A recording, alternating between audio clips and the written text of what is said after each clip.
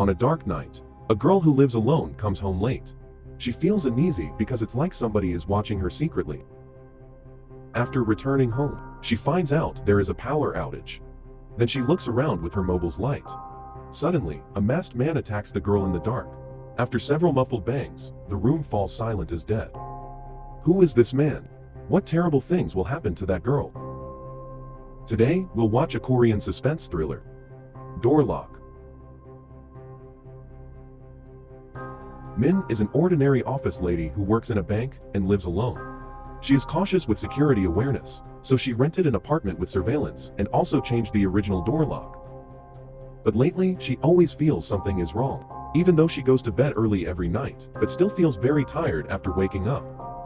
When going out today, Min deliberately changes the password of the electronic lock.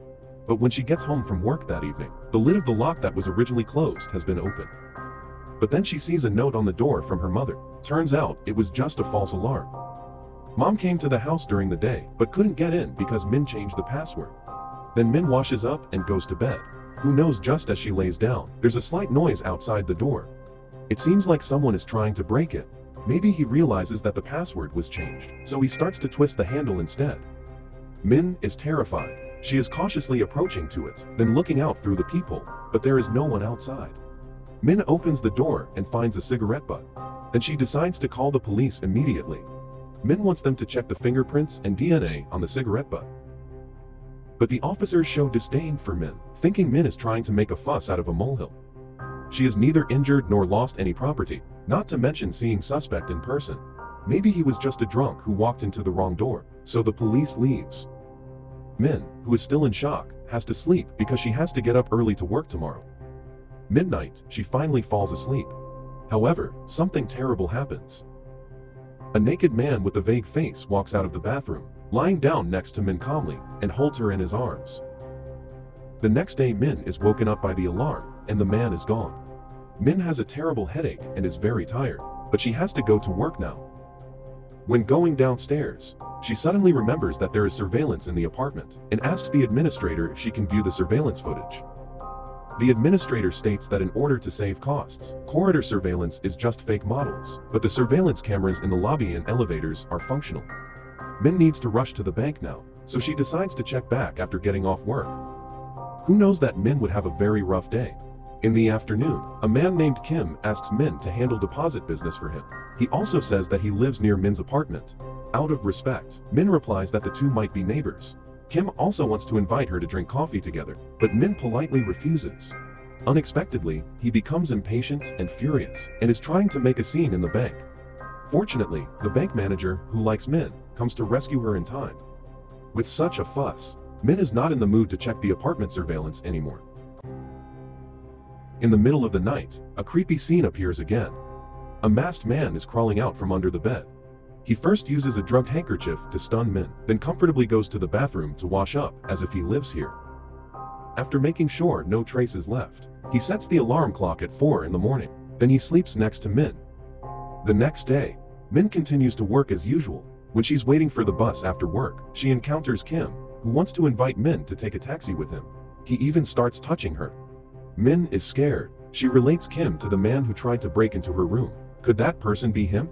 Just now, the bank manager, who happens to be driving by, once again saves her. Then he drives Min to her apartment. When Min returns home, she notices that there is a power outage. Suddenly, a knock on the door. Fortunately, the person outside is the bank manager. It turns out that Min left her wallet in his car. Min then welcomes him into the room. He also happily helps her fixing the electric switch. Min suddenly remembers something. She never told him her room number. How did he find her room? Is the bank manager the one who tried to break into my room? A cold chill is crawling down Min's spine. She pretends to be calm and excuses herself to buy coffee, then takes the opportunity to call the police. But when the police opens the door, they find that the bank manager is hanged dead behind the door. Terrified, Min is taken back to the police station as a suspect. Investigation results shows that there were anesthetic ingredients in his body. The fight at the scene shows that it was a strong man who stunned and killed him. And the reason why he knew Min's room number is because he simply asked the apartment administrator. Officer Lee, who is in charge of the case, suspects that Min and his boyfriend killed her manager. Then she deliberately called the police, acting like innocent. because Min has men's shorts and shoes at home. Obviously, she is not living alone.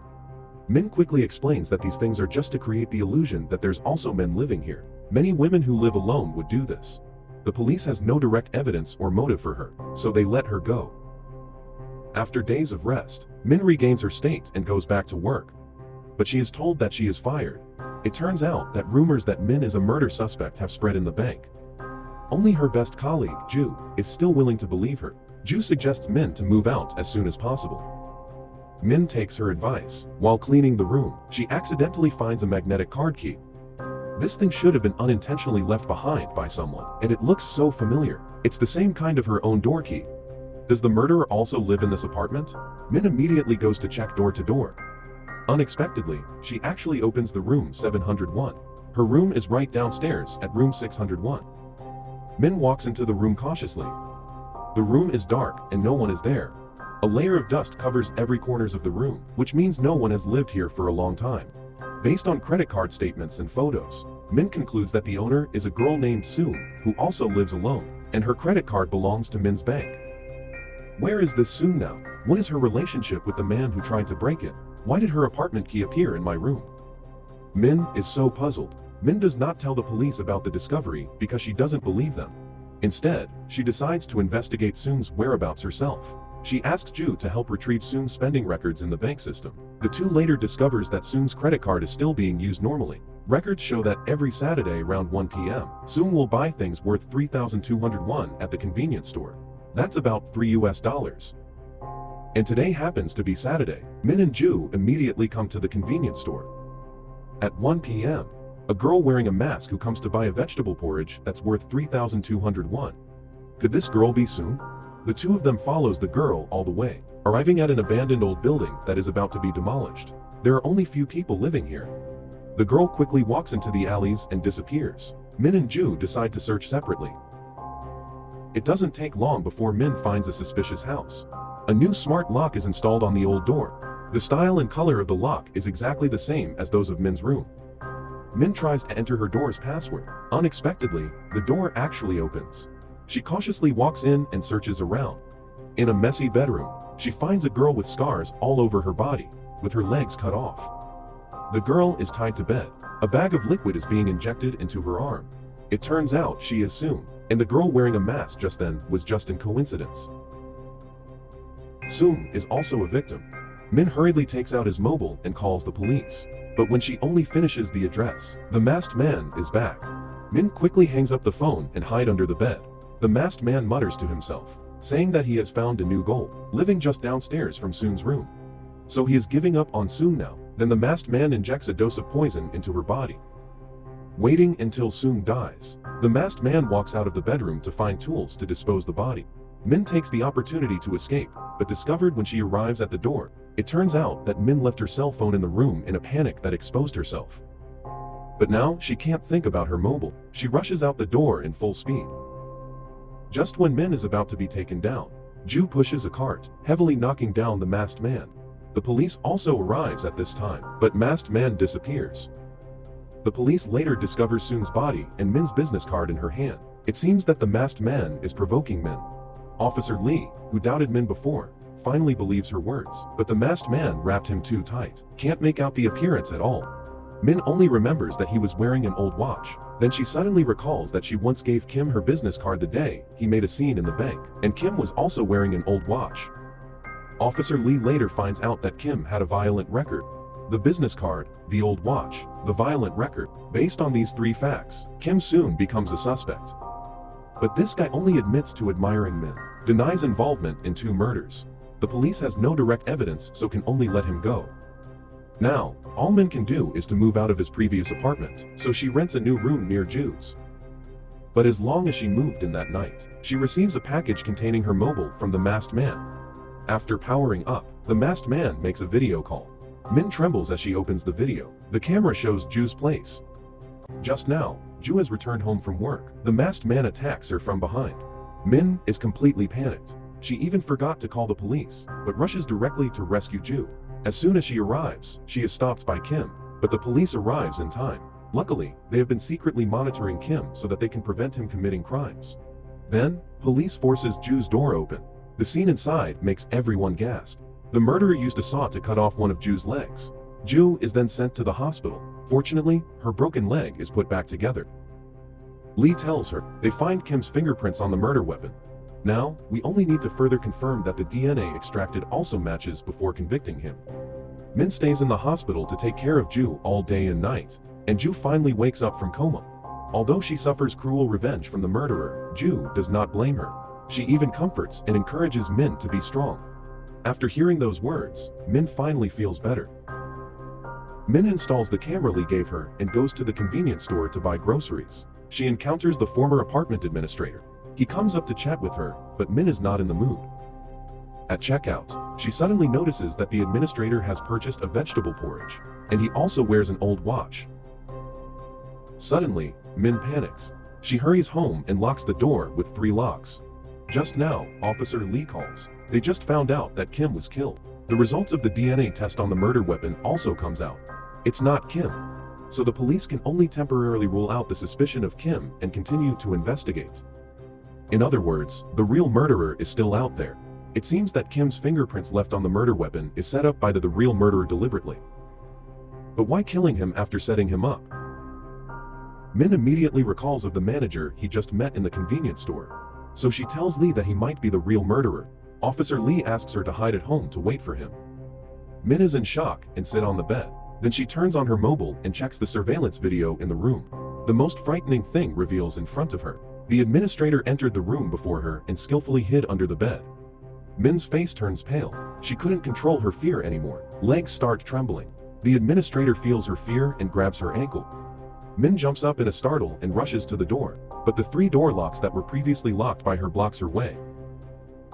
When she wakes up, she finds herself lying in a dark room. The administrator gives her a sick smile, threatening to cut off her legs if she dares to escape. But Min does not compromise. She takes advantage of his approach and bites the manager's ear, then struggles and runs out of the room. Only then does Min realize that the place she is in is an abandoned hotel. She stumbles down the stairs to the 1st floor, but the door is already sealed by the administrator, so she has to find a random room to hide. The administrator calmly goes downstairs to look for her, and he easily discovers her trace. Just when the administrator is about to break it, Officer Lee shows up. It turns out that Lee investigated the administrator's background after Min had been taken away, finding out that he previously worked in a mountain tourist hotel. This hotel is now abandoned because of a murder. Lee speculates that Min was probably being held there, so he rushes over. As a result, he happens to bump into the administrator trying to break it. Officer Lee then fights with the administrator. Unexpectedly, Lee is beaten down and eventually killed by him. Min then seizes the opportunity and rushes out to pick up Lee's gun. But there is no bullet inside. This gun that Lee usually uses is to bluff criminals. The administrator then beat Min until she is unable to fight back. Just when Min is about to be strangled to death, she tries her best to push him towards the iron nail behind his neck. The iron nail pierces the administrator's head. Finally, this demon dies. A few weeks later, Min recovers from her injuries and is discharged home. Now, the first thing she returns home is to check if there is anyone under her bed. Door Lock is a remake of the Spanish suspense thriller, Sleep Tight. In comparison, the ending of the original version is too dark to accept. This remake ending is much brighter. However, the film has added various terrifying elements. After watching the movie, would you worry about somebody hiding under your bed when you're asleep? Don't forget to like and subscribe. Thanks for watching. See you next time.